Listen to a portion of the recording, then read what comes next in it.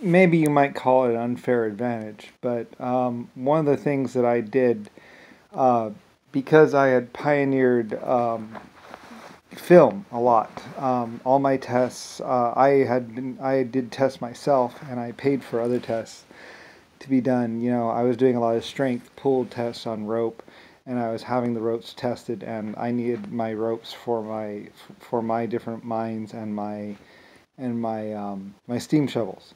So one of the ways that I sold so much and I did so well, and you might call it an unfair advantage, is I paid for films to be done of my products. So, like for instance, I believe I had world famous Russian rope. Or I had a factory in Russia that was doing rope, and they were working on making the rope better. They were doing line pull tests, trying to make it stronger, and they were working with me on it and working on the rope, trying to make rope stronger and better, and doing whatever they could to make it stronger and better. And so, what accompanied a lot of my projects, because I also did film, is a movie. So when people went to go buy my products, they would have heard of my products through a movie or something else like that. And the people would go around showing off my movies or my test videos. So, people would see like, oh yeah, that's the Russian rope over there, the world famous Russian rope. And you might say it was somewhat unfair advantage or whatever, but I had always been taking pictures, I'd always been doing movies, and I could fund movies. So I was funding movies of my different projects and experiments. So you might say I became very, very, very, very, very, very, very, very outrageously wealthy very quickly, because people would be like, oh yeah, look at that rope. Look, it's pulling that tractor out. Or oh yeah, look at that rope, it's pulling that truck. Or yeah, oh look, that's one of the reasons why I did so well, because I was pioneering film. So people didn't just hear about my products, they saw my products. And that was one of the big differences between me and the rest of the world, and why I did so well, why I became so great, because, I was the one who pioneered that. I was the one who wanted the films to be done. I was paying for the films to be done. I was film. So people saw my rope in action. People saw my tests. So they knew, and it was one of my things. It was really one of my things, because I didn't want people to just hear about the e-cigarette that worked. I wanted them to see the e-cigarette work. And the same thing with the Apple. One of my big things is I wanted to see it as well, but I wanted other people to see it. And that was one of the things I pioneered, actually, was I wanted people to not just see that the apple was red and delicious. I wanted them to hear it, and, I wanted them to actually see it with their own two eyes. And that was something that nobody else, I don't think, really was doing. I was doing that with my films. Of course, my cameras were like the cost of you could buy a small country for what one of my cameras cost, and you could buy a couple small ships for what the film cost. So that in history is something that I was doing that nobody else did, and why I became so wealthy. No, anyway, whatever. Anyway, but because I wanted to see it for myself, and I wanted people to see it. And I really wanted to get that connection going between people. I really wanted people to, and that was something that I pioneered it. Like, historically, those films, that's why it's kind of annoying to see Russian prisoners dance rope across ground while men play music. It's like, they weren't prisoners, really. I mean, if they were prisoners, it was a joke, prisonership, because they lost the competition.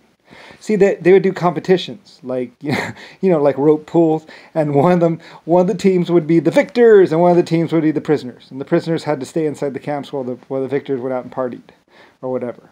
It was stupid. It was just silly. Anyway, though, but that's just the title. It's stupid because it was really like a rope test or rope showing off. Anyway, people would have seen this video and seen about the Great Russian Rope.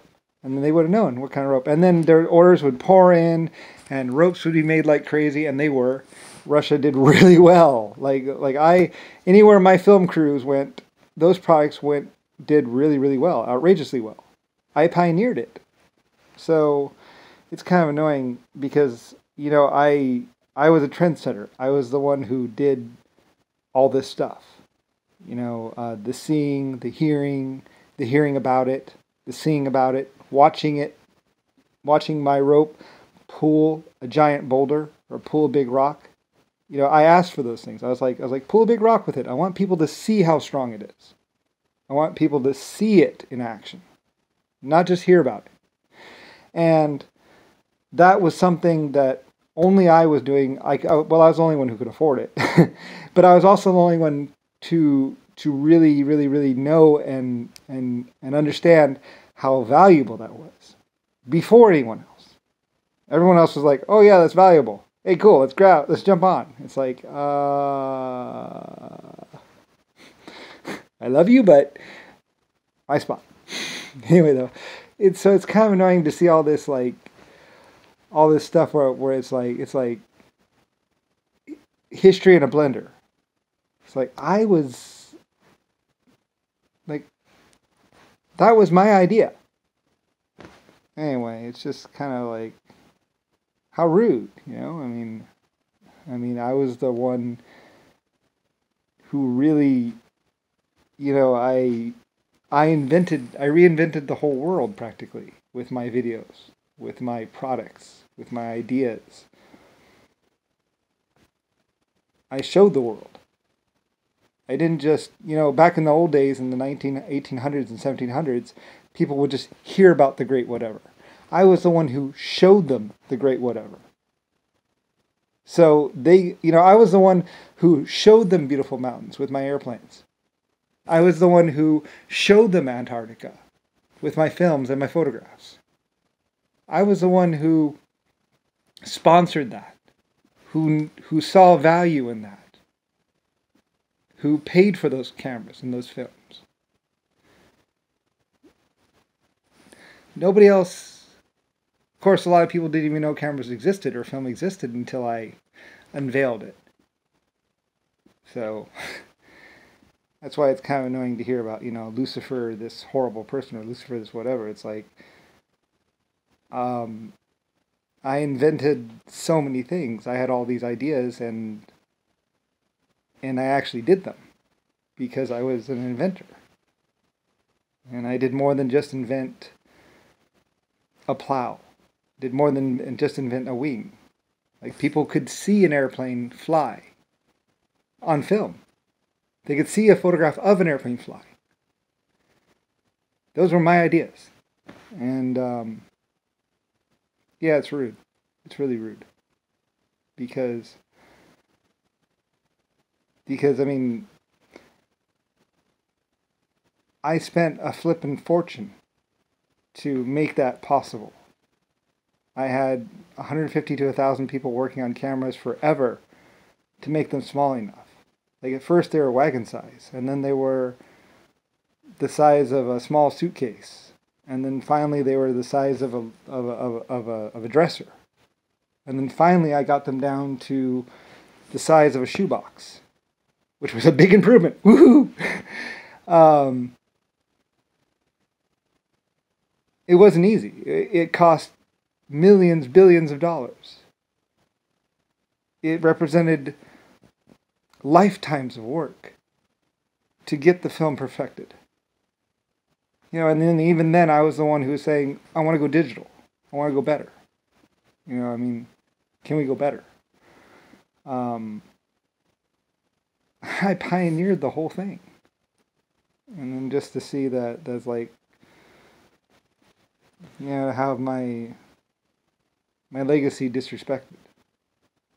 I mean, I guess it's okay, people can call me blue, but it's like, I was Lucifer the Great Inventor. E, L, or A. Those were my letters. I mean, it just kills it, really. That's why my rope did really good. That's why people got behind me. That's why people love my airplanes. My organs, my steam organs, my traveling circuses. my better working conditions, my beer. And then to get to the modern day and have people go, who am I? It's like,